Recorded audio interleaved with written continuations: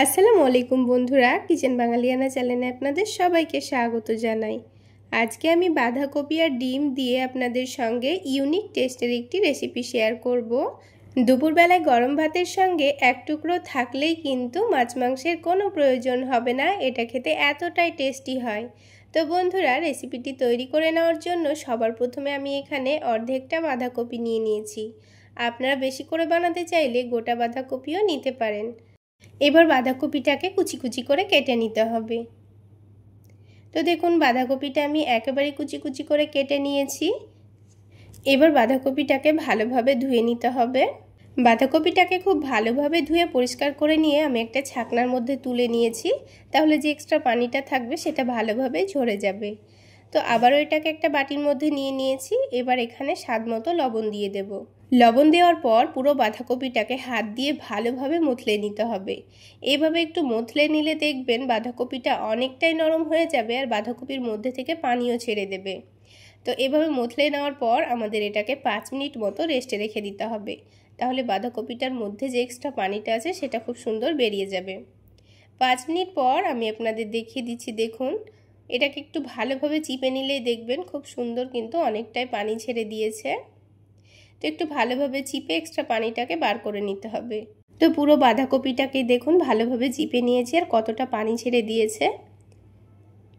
এবার এই পানিটাকে আমরা ফেলে দেব। তারপর আবারও আমি মিক্সিং বোলের মধ্যে বাঁধাকপিটাকে নিয়ে নিয়েছি। এবার রান্না করে নেওয়ার জন্য আমাদের কিছু মশলা মাখিয়ে নিতে হবে। তো প্রথমেই আমি এখানে 3টা ডিম দিয়ে দিচ্ছি। আপনারা ডিমের পরিমাণটা কমিয়ে অথবা বাড়িয়েও নিতে পারেন। এবার এখানে কিছু গুঁড়ো মশলা দিয়ে দেব। প্রথমে হালকা একটু কালারের জন্য হলুদের গুঁড়ো দিয়েছি, তারপরে ভাজা জিরা গুঁড়ো দিয়েছি, ধনে গুঁড়ো দিয়ে দিয়েছি, আর কাশ্মীরি রেড চিলি পাউডার দিয়েছি। তার সাথে সামান্য পরিমাণ গরম মশলা গুঁড়ো দিয়ে দিয়েছি আর স্বাদ মতো লবণ দিয়ে দিয়েছি। লবণের পরিমাণটা কিন্তু একটু বুঝে নিয়ে দিয়ে দিতে হবে, কারণ লবণ দিয়ে এটাকে আমি মথলে নিয়েছিলাম। এবার 2 টেবিল চামচ পরিমাণ বেসন দিয়ে দিচ্ছি, দিয়ে সব কিছু একসঙ্গে ভালোভাবে মিশিয়ে নেব। তো দেখুন, সব কিছু ভালোভাবে মিশিয়ে নিয়েছি। এবার এই মিশ্রণটাকে আমাদের ভাপিয়ে নিতে হবে। তার জন্য আমি এখানে একটা স্টিলের প্লেট নিয়ে নিয়েছি। প্লেটের ওপর অল্প করে একটু তেল মাখিয়ে নেব। একটু ছোট সাইজের প্লেট নিতে হবে, যতটা পরিমাণ মিশ্রণ হবে সেই অনুযায়ী প্লেটটা নিতে হবে। এবার আমি পুরো মিশ্রণটাই ঢেলে দিয়েছি। তারপর পাতলা করে প্লেটের চারিদিকে ভালোভাবে ছড়িয়ে দিতে হবে। তো দেখুন বন্ধুরা, মিশ্রণটা ভালোভাবে প্লেটের চারিদিকে ছড়িয়ে দিয়েছি। এবার এটাকে ভাপিয়ে নেওয়ার জন্য একটা কড়াইয়ের মধ্যে একটু অল্প পরিমাণে পানি দিয়ে দিচ্ছি। এবার পানিটা যখন ভালোভাবে গরম হয়ে গেছে তখন এখানে একটা স্ট্যান্ড দিয়ে দিয়েছি, আর স্ট্যান্ডের মধ্যে এই প্লেটটাকে একটু সাবধানে দিয়ে দিতে হবে। তারপর এই মিশ্রণটাকে আমি 10 মিনিট মতো ভাপিয়ে নেব, আর 10 মিনিটের মধ্যেই কিন্তু খুব সুন্দর ভাপিয়ে নেওয়া হয়ে যাবে। 10 মিনিট পর দেখুন খুব সুন্দরভাবে সেট হয়ে গেছে। হাত দিয়ে একটু চেক করে নিচ্ছি। এবার এটাকে নামিয়ে ঠান্ডা করে নেব। ঠান্ডা হতে হতে এটা রান্না করার জন্য একটা মশলা রেডি করে নেব। তো প্রথমে একটা টমেটোকে ভালোভাবে পেস্ট করে নেব। কোনো রকম পানি ছাড়াই কিন্তু পেস্টটা করে নিয়েছি। এবার এই টমেটো পেস্টটাকে একটা বাটির মধ্যে নামিয়ে রাখছি। তারপর ওই ব্লেন্ডারের মধ্যে আরও একটা মশলা রেডি করে নেব। অল্প করে একটু গোটা জিরে নিয়ে নিয়েছি, অল্প একটু ধনে নিয়ে নিয়েছি, তার সাথেই কয়েক টুকরো আদা নিয়ে নিয়েছি, আর কয়েক টুকরো রসুনের কোয়া নিয়ে নিয়েছি, তার সাথেই একটা বড় সাইজের পেঁয়াজ কুচি করে নিয়ে নিয়েছি। এবার এখানে সামান্য পরিমাণ পানি দিয়ে দেব, দিয়ে মশলাটাকে ভালোভাবে পেস্ট করে রাখব। তো দেখুন, রান্না করার জন্য কিন্তু মশলা আমাদের পেস্ট করা হয়ে গেছে, আর এদিকে বাঁধাকপিটাও কিন্তু ঠান্ডা হয়ে গেছে। এবার এটাকে প্লেট থেকে আমি পিস পিস করে কেটে তুলে নিচ্ছি, কারণ একেবারে তুলতে কিন্তু অসুবিধা হবে। তো আমি আমার পছন্দ মতো পিস পিস করে কেটে নিচ্ছি। আপনারা ছোট অথবা বড় করে পিসগুলো করে নিতে পারেন। তো ছুরি দিয়ে চারিদিকটা একটু ভালোভাবে ছড়িয়ে দিচ্ছি। এটা নিচে থেকে একটু লেগে যায়, সেই জন্য আমি এইভাবে করে একটু ছাড়িয়ে ছাড়িয়ে ছুরি দিয়ে তুলে নিচ্ছি। তো দেখুন, একটা পিস কিন্তু খুব সুন্দর উঠে গেছে। তো আমি বাকি পিসগুলো ঠিক একইভাবে উঠিয়ে নেব। তো দেখুন বন্ধুরা, সবগুলো বাঁধাকপির পিসই কিন্তু তুলে নেওয়া হয়ে গেছে। এবার আপনাদের রান্না করে দেখিয়ে দিচ্ছি। এইভাবে একবার হলেও বাঁধাকপি রান্না করে খেয়ে দেখবেন, মাছ মাংসের কোনো প্রয়োজনই হবে না। এটা খেতে এতটা দুর্দান্ত টেস্টের হয়। তো বন্ধুরা দেখুন সবগুলো বাঁধাকপির পিস তুলে নেওয়া হয়ে গেছে।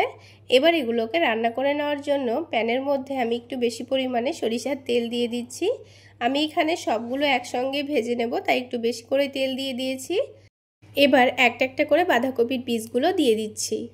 এবার একদিকে যখন হালকা কালার চলে এসছে, অপর দিকটাও উল্টে দিয়ে একইভাবে ভেজে নেব।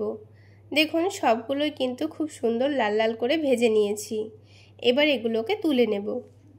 তো সবগুলো বাঁধাকপির পিসকেই তুলে নিয়েছি। এবারে প্যানের মধ্যে আবারও অল্প করে একটু তেল দিয়ে দিচ্ছি। তেলটা হালকা গরম হয়ে গেলে ফোড়নে সামান্য পরিমাণ কালো জিরা আর একটা শুকনো মরিচ দিয়ে দিচ্ছি। হালকা একটু নেড়ে চেড়ে নেব। তারপর যে পেঁয়াজের পেস্টটা রেডি করে রেখেছিলাম সেটাই দিয়ে দিয়েছি।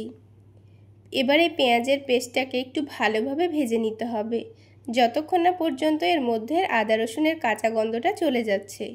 একটু ভালো করে ভেজে নিলে দেখবেন মশলার ফ্লেভারটা খুব সুন্দর আসবে।